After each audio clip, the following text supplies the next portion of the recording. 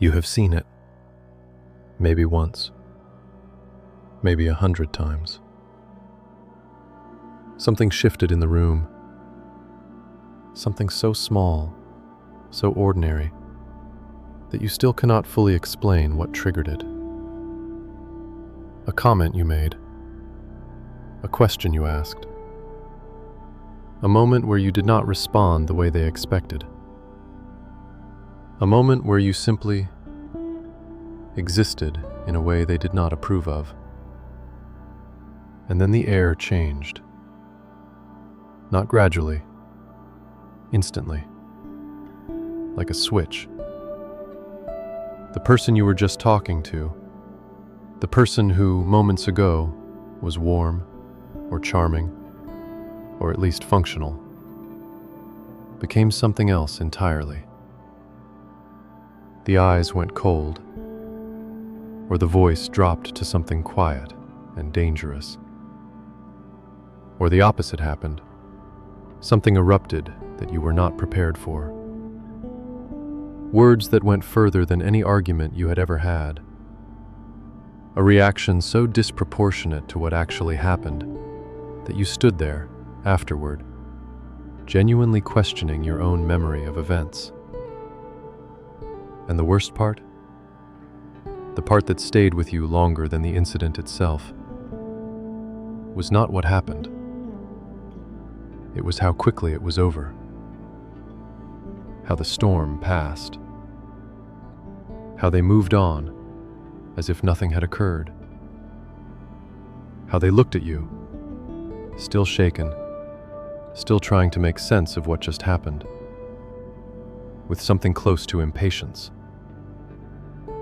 Why are you still upset? That was nothing. You are so sensitive.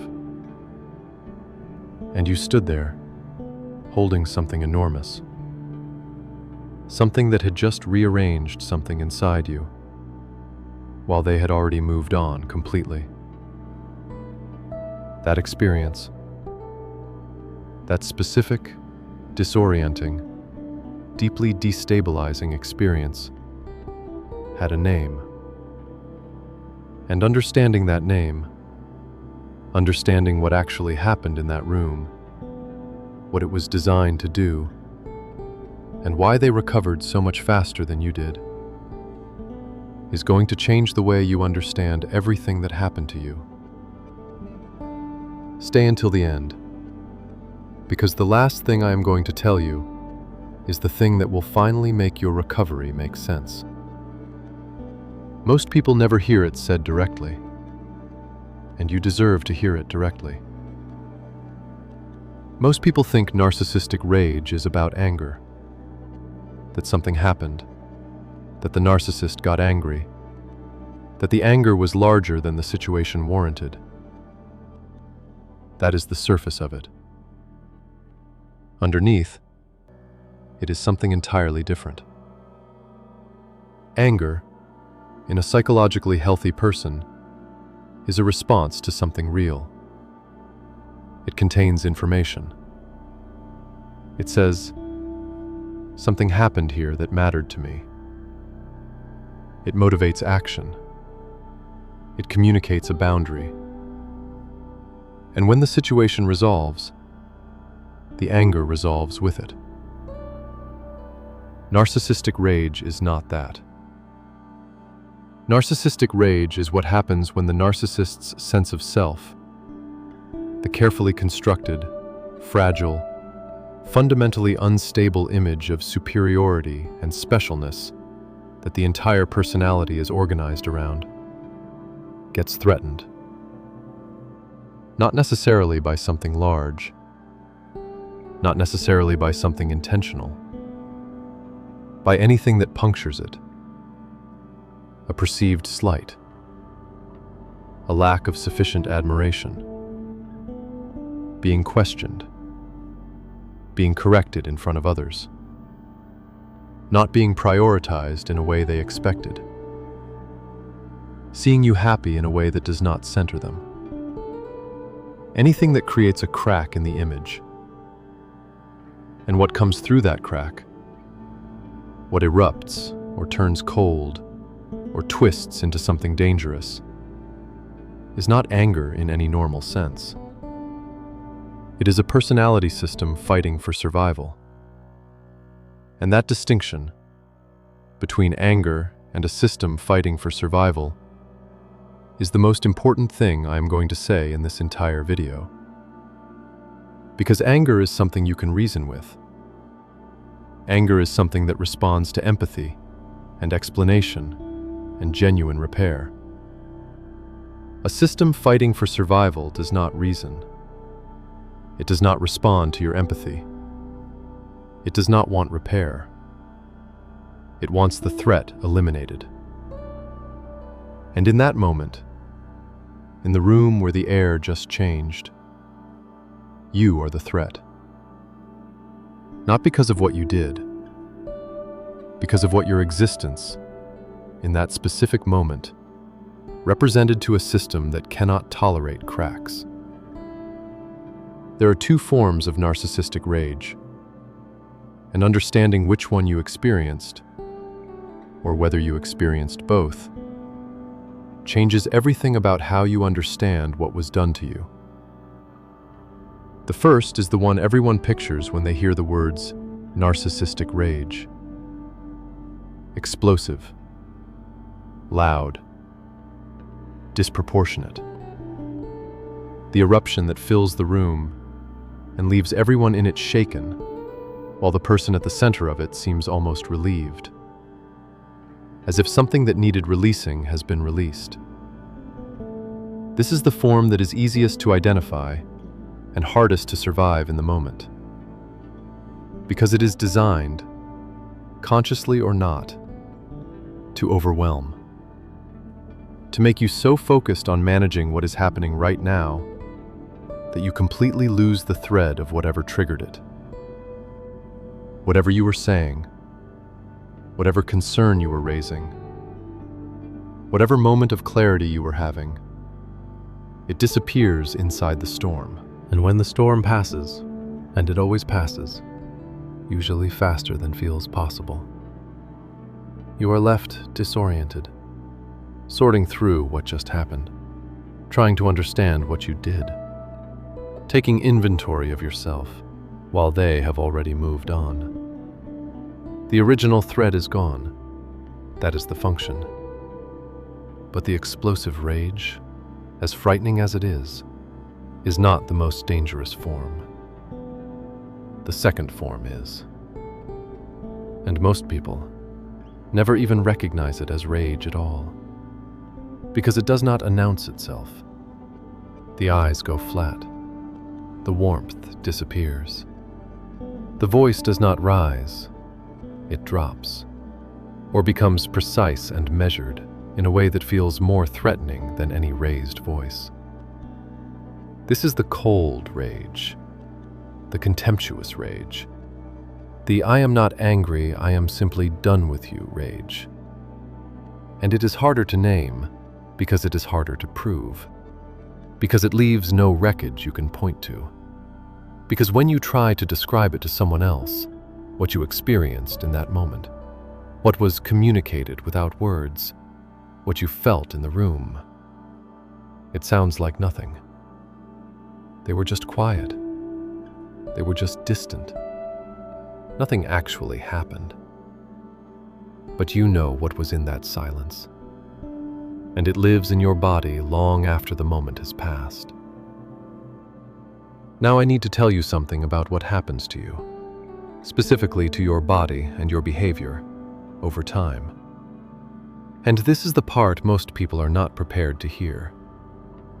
The narcissist recovers faster than you do. Not because they are stronger, not because the incident mattered less to them in the moment. Because for them, it is over when it is over. The rage served its function. The threat to the image was addressed. The control that momentarily slipped was reasserted. And the system that generated the rage has no particular reason to keep running once the threat has passed. You, on the other hand, you are not built that way. You experienced something frightening, or humiliating, or deeply confusing. Your nervous system registered it as a threat. And your nervous system, unlike theirs, does not have an off switch that activates once the perceived danger has been neutralized. You carry it through the rest of the day, through the next conversation with them that feels strange, because you are still holding what happened, while they seem to have forgotten it completely. Through the night when it replays. Through the week when you find yourself adjusting your behavior without consciously deciding to try to prevent whatever it was from happening again. This is one of the most destabilizing things about living with narcissistic rage. Not the incidents themselves, the asymmetry. You absorb what they release. You carry what they discharge. And over time, slowly, almost imperceptibly, the weight of everything you have absorbed and carried begins to change you. You become careful, then hypervigilant, then someone who monitors the atmosphere of every room they share with this person, reading the signs, adjusting in real time, spending enormous amounts of energy managing something that should never have been your responsibility to manage. You become the emotional weather station of a storm you did not create and cannot control. And somewhere in that process, somewhere in the accumulation of incidents absorbed and carried and never fully processed, you lose something. Not dramatically, not all at once, piece by piece. The version of you that said things without calculating the reaction first. The version that disagreed without bracing for impact. The version that existed in shared spaces without monitoring the atmosphere. That version gets quieter, gets smaller, gets further away. Until one day you realize you cannot remember the last time you were simply yourself in this person's presence. Now I want you to picture something specific. Imagine you were at dinner, a family dinner. Someone at the table, a cousin, an old friend, compliments you. Something simple, something genuine. They say, "You look really well lately. Things seem to be going well for you." And you smile, and you say thank you. And for one moment, one ordinary human moment, you exist in the warmth of being seen by someone who means it. You do not see it happen, but the person across the table from you registers it. Not consciously, not with a thought they could articulate, but somewhere in the system, the image system, the superiority system, the "I am the most important person in any room" system. Something shifts. The attention moved. And attention moving away from them, even briefly, even innocently, is not something the system can absorb without response. The drive home is silent. Not the comfortable kind.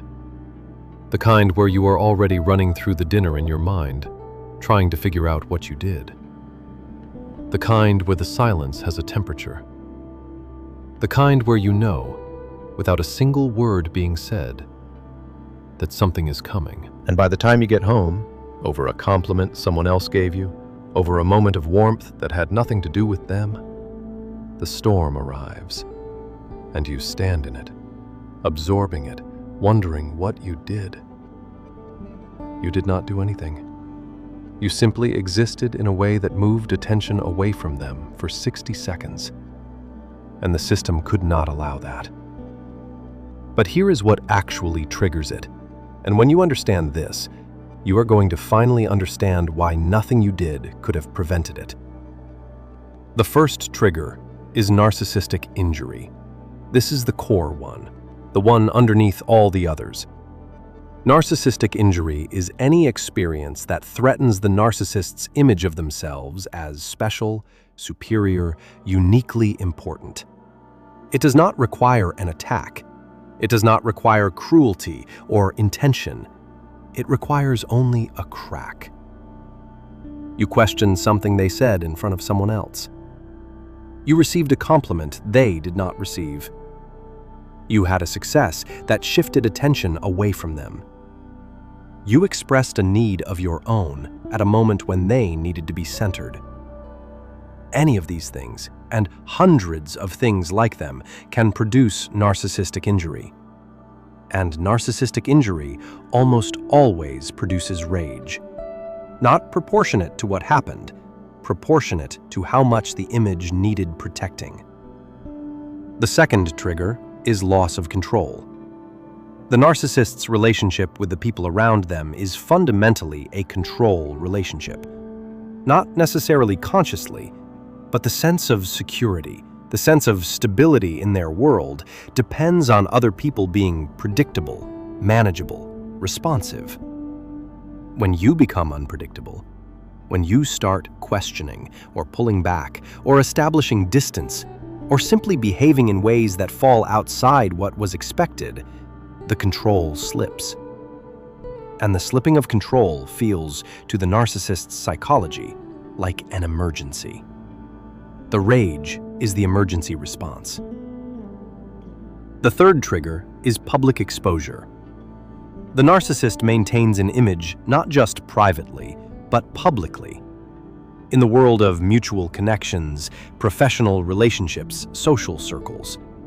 When something threatens that public image, when a truth gets out, when someone sees something they were not supposed to see, when the carefully constructed external presentation gets punctured by reality, the rage that follows is among the most severe.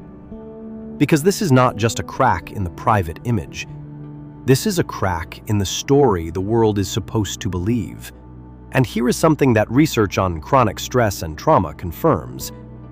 People who live with sustained exposure to unpredictable anger experience measurable nervous system changes, hypervigilance, an exaggerated startle response, difficulty feeling safe even in genuinely calm environments, difficulty trusting that quiet actually means nothing is wrong. This is not weakness.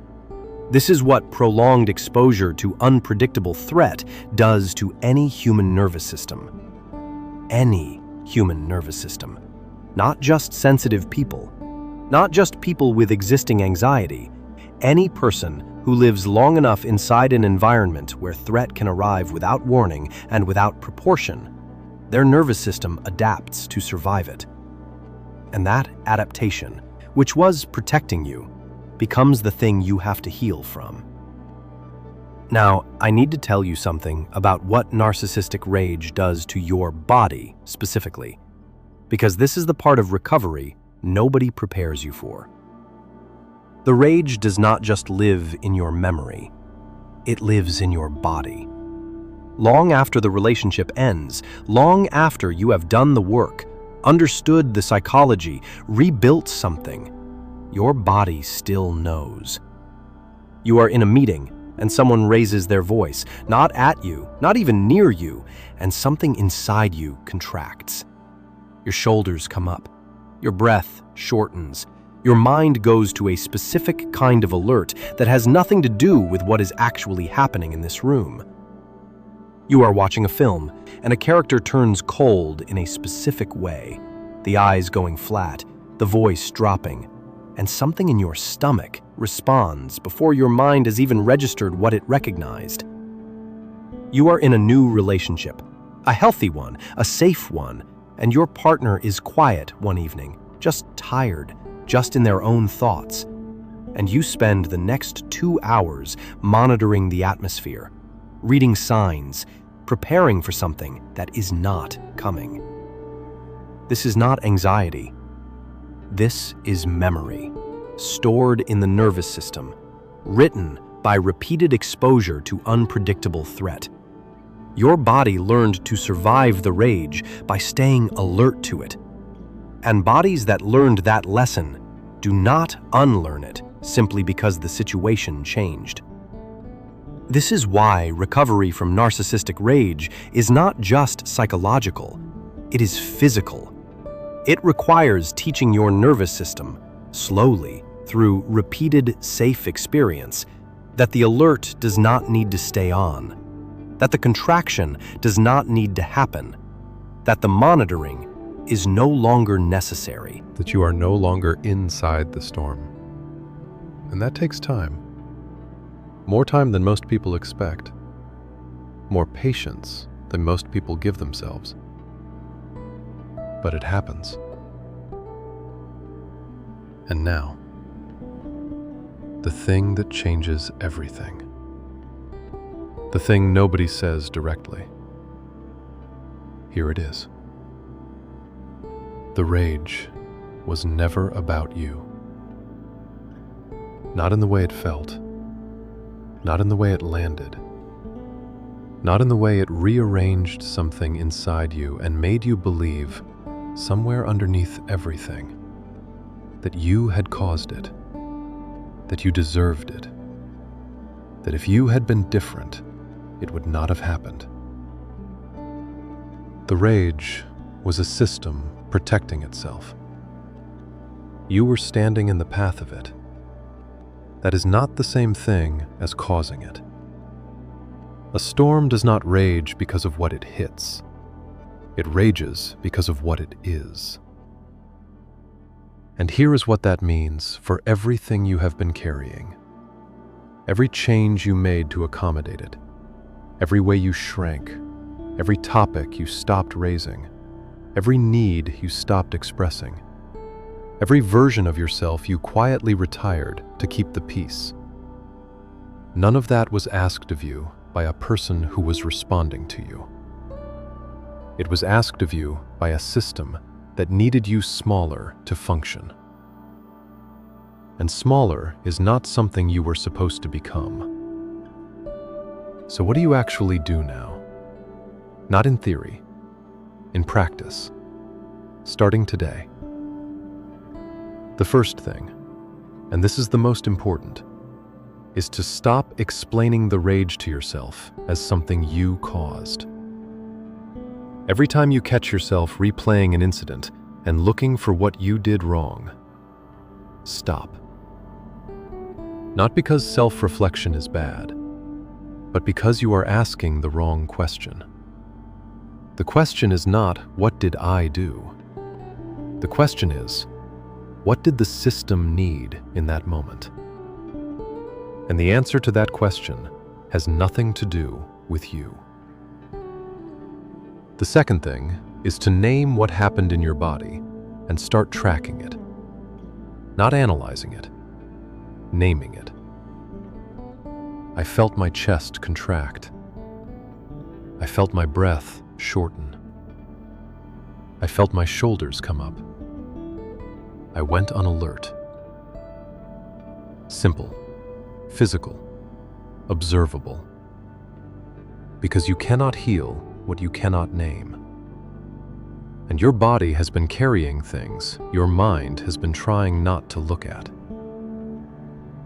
The third thing is to find one safe place, one relationship, one person, one environment where the atmosphere does not need to be monitored, where you can exist without reading signs, where quiet is just quiet and it means nothing is wrong. Start there, even if it is small, even if it is just 1 hour a week. Let your nervous system learn, through actual experience, not through understanding, what safety feels like. Because it has forgotten, and remembering is the whole work. The fourth thing, seek professional support.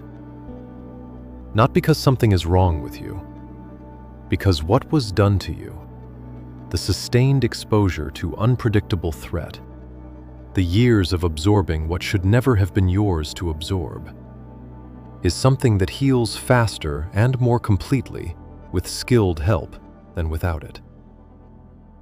You do not have to carry this alone. You were never supposed to carry it at all. The version of you that existed before you became the weather station for someone else's storm. That version did not disappear. It got quiet. It got small. It got buried under years of absorbing what was never yours to absorb. But it is there, waiting, on the other side of understanding that the storm was never about you. On the other side of putting down what you should never have been asked to carry. On the other side of letting your nervous system finally learn that the threat is gone. That version of you is getting louder. Let it. If this video gave you language for something you have been living inside without being able to name, please share it with one person who is still absorbing what they should have been protected from. Because somewhere right now, someone is carrying the weight of a storm they did not create. And they deserve to know. It was never theirs to carry. Subscribe, because this channel exists to give you exactly this. The psychology that names the things that changed you without your permission. I will see you in the next one.